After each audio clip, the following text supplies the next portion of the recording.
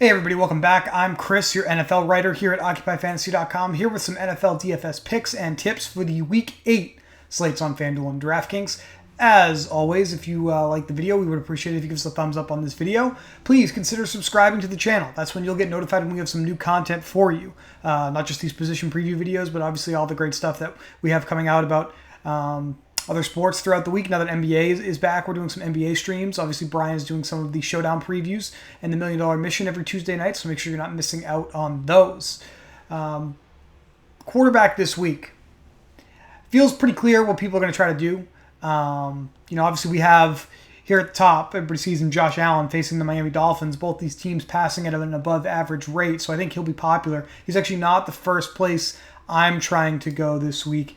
It's a couple spots down here. I believe Tom Brady is the top quarterback on this slate for the Buccaneers in this matchup against the New Orleans Saints. Nobody is throwing the football at a higher rate than the Bucs in any type of play situation, no matter what the score is. The Bucs have the highest passing rate in the NFL. Tom Brady is leading the NFL in passing yards per game, like 325 yards per game, has decent pass blocking, and they intend to pass the football. That's how they run this offense. I think this is a great spot to play Tom Brady in all lineup types this week against the Saints. They do have a tough defense, but it's not going to deter them from passing the football with Tom Brady here in Week 8.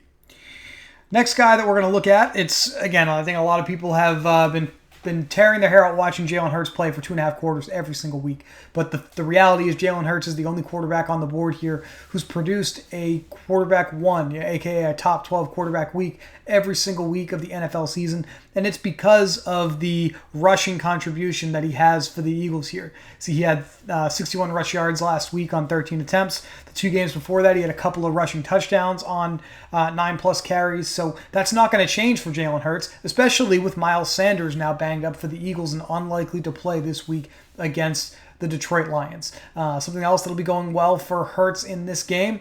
Obviously, the passing yardage totals have been pretty poor since the Chiefs game in Week 4, but Detroit is allowing the most yards per attempt to opposing passers this year, so it should be an easier matchup for Hurts, for him to throw the football and find his favorite receivers, in addition to the rushing upside that he brings to the table each and every week. So we're going to continue to recommend Jalen Hurts weekly until the wheels fall off here, basically, because he's still getting it done despite the fact that the Eagles are kind of struggling from a real-life perspective. He's a great fantasy football quarterback right now.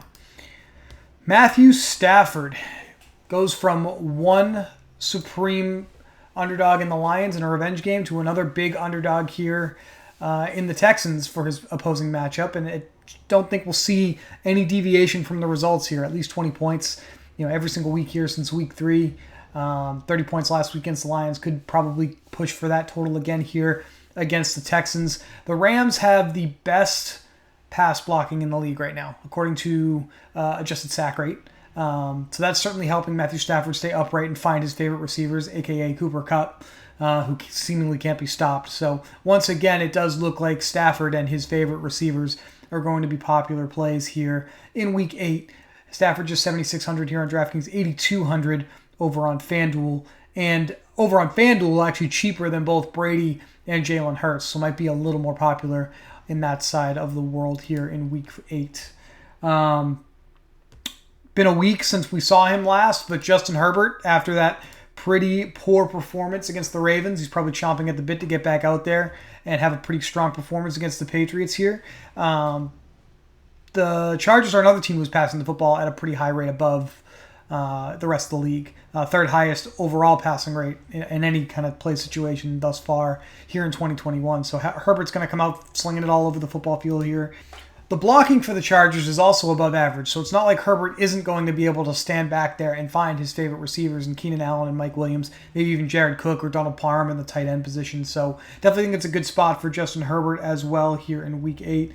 Just 7,300 on DraftKings, 7,900 over on FanDuel, so a good opportunity to roster Justin Herbert in what should be a pass-heavy game all around with the Chargers and the Patriots.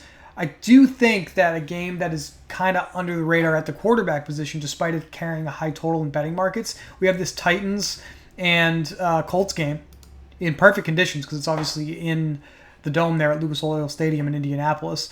Nobody really wants to play either of these quarterbacks, though. Carson Wentz, especially, at a pretty affordable price tag here, $5,700 on DraftKings, $7,200 over on FanDuel.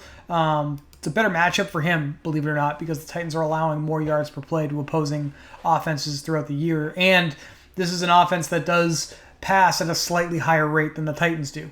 The Titans actually pass the football at the fourth lowest rate in the league, and that's because they have a little guy known as Derrick Henry in the backfield that they like to use pretty frequently. So for this game to meet its high total expectation, probably going to need to see Carson Wentz and also, obviously, Ryan Tannehill perform a little above and beyond expectation for it to get there. So while people are focusing on maybe Jonathan Taylor or Derrick Henry, might be a little different to focus on the quarterbacks here and maybe potentially stack this game in lineups here in Week 8.